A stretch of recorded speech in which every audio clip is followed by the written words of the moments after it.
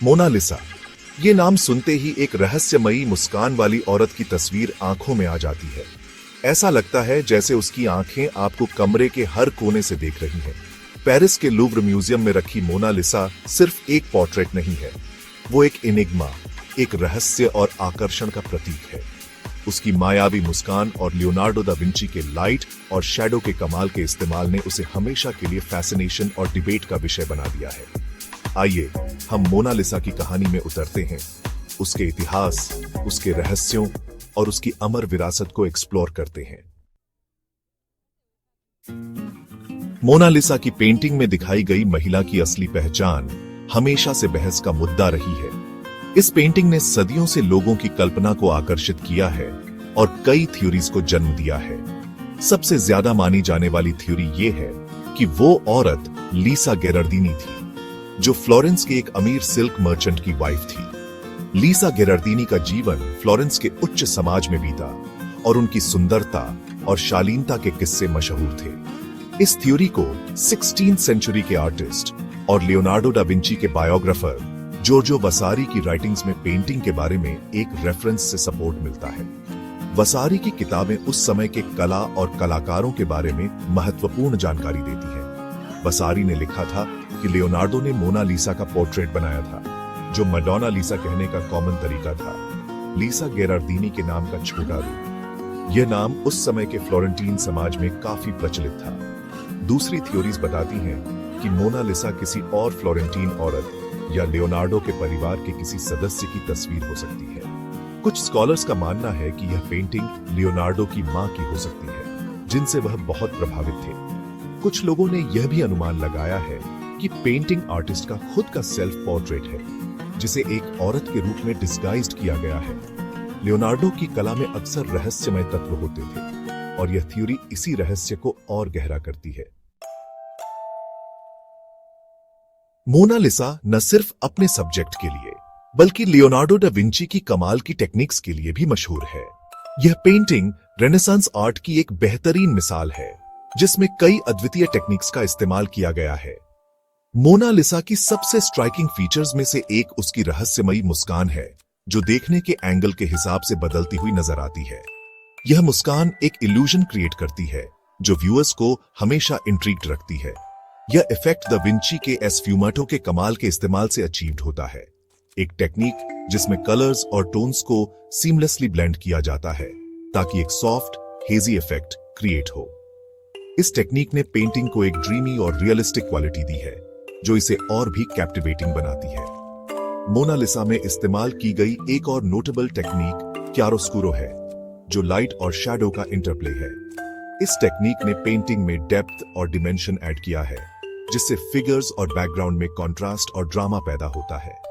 यह पेंटिंग अपने atmospheric perspective के लिए भी खास है, जिसमें बैकग्राउंड लैंडस्केप दूर तक फैला हुआ दिखाई देता है। इस पर्सपेक्टिव ने पेंटिंग में एक इल्यूजन ऑफ डेप्थ क्रिएट किया है, जिससे व्यूअर्स को स्पेस और डिस्टेंस का एहसास होता है। इन सभी टेक्निक्स ने मिलकर मोनालिसा को एक टाइमलेस मास्टरपीस बना दिया है, जो सेंचुरीज बाद भी लोगों को फैसिनेट करती है। The great art heist. जब मोनालिसा गायब हो गई, यह कहानी है एक ऐसी चोरी की जिसने पूरी दुनिया को हिलाकर रख दिया। 21 अगस्त 1911 की सुबह एक ऐसी घटना घटी जिसकी किसी ने कल्पना भी नहीं की थी।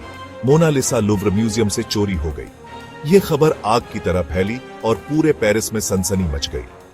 विंचेंजो पेरूजिया नाम के एक फॉर्मर लूव्र एम्प्लॉई ने पेंटिंग को उसके फ्रेम से निकाला और उसे अपने कोट के नीचे छुपाकर म्यूजियम से बाहर चला गया।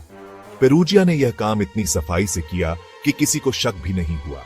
2 साल तक पेंटिंग का पता नहीं चला और इस बारे में तरह तरह के अनुमान लगाए जाते रहे कि इसे किसने और क्यों चुराया होगा। लोग तरह तरह की कहानियां बनाने लगे। कुछ ने इसे एक अंतरराष्ट्रीय साजिश बताया। आखिरकार दिसंबर 1913 में पेरूजिया को फ्लोरेंस में एक आर्ट डीलर को पेंटिंग बेचने की कोशिश करते हुए पकड़ लिया गया। उसने दावा किया कि वह इसे इटली वापस लाना चाहता था, क्योंकि यह पेंटिंग वहीं की थी। इटली के एक छोटे से टूर के बाद 1914 में मोनालिसा को लूव्र वापस कर दिया गया, जहां वह आज तक बुलेट प्रूफ ग्लास के पीछे और कड़ी सुरक्षा में रखी हुई है।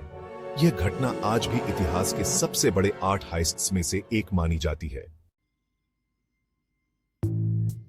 कंस्पिरेसी थ्योरीज और कंट्रोवर्सीज। मोनालिसा की फेम और मिस्ट्री ने कई कंस्पिरेसी थ्योरीज और कंट्रोवर्सीज को जन्म दिया है। कुछ लोगों का मानना है कि लुव्र में डिस्प्लेड पेंटिंग नकली है और असली मोनालिसा किसी सीक्रेट लोकेशन में छिपी हुई है। सबसे पॉपुलर थ्योरीज में से एक ये है कि मोनालिसा लियोनार्डो डा विंची का खुद का रूप है, जिसे एक औरत के रूप में डिस्गाइज्ड किया गया है। हालांकि ये थ्योरीज इंटरेस्टिंग हैं, लेकिन इनके समर्थन में कोई ठोस सबूत नहीं है। मोनालिसा एक कल्चरल आइकॉन।